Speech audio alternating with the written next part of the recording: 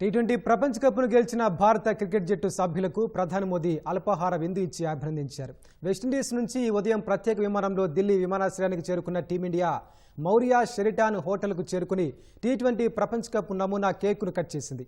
అనంతరం జట్టు సభ్యులు ప్రత్యేక బస్సులో లోక్ కళ్యాణ్ మార్గ్లోని ప్రధాని నివాసానికి వెళ్లారు.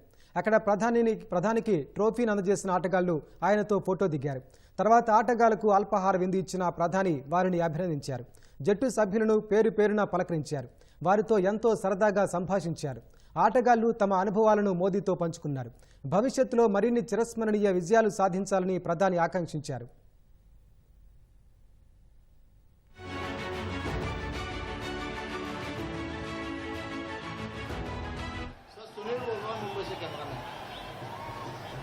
सर सुनील बोल रहा हूँ सर, कैमरा में लाइव 50 से कर रहा हूँ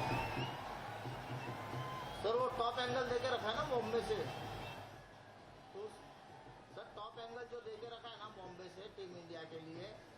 हेलो हेलो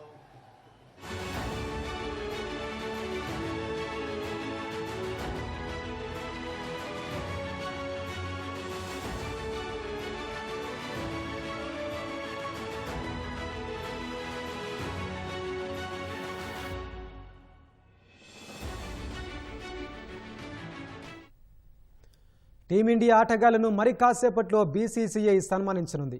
ముంబైలోని మెరైన్ డ్రైవ్ నుంచి వాంఖడే స్టేడియానికి ఆటగాళ్లు ర్యాలీగా వెళ్లనున్నారు.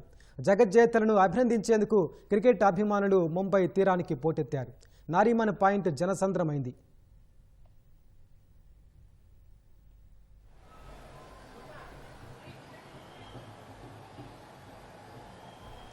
భారత క్రికెట్ జట్టుకు ముంబైలో ఘన స్వాగతం లభించింది. ఢిల్లీ నుంచి ముంబైలో ల్యాండ్ అయిన భారత జట్టుకు ముంబై విమానాశ్రయం అధికారులు వాటర్ కెనాన్లతో స్వాగతం పలికారు. ఆటగాళ్ల విమానంపై నీళ్లు చల్లారు. అనంతరం జాతీయ జెండాతో పరేడ్ నిర్వహించారు.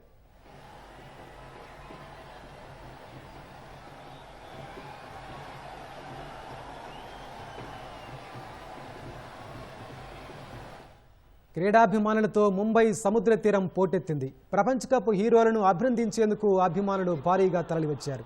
వాంఖడే స్టేడియానికి ర్యాలీగా వెళ్లే భారత క్రికెటర్లకు శుభాకాంక్షలు చెప్పేందుకు కెరటాల పోటెత్తారు.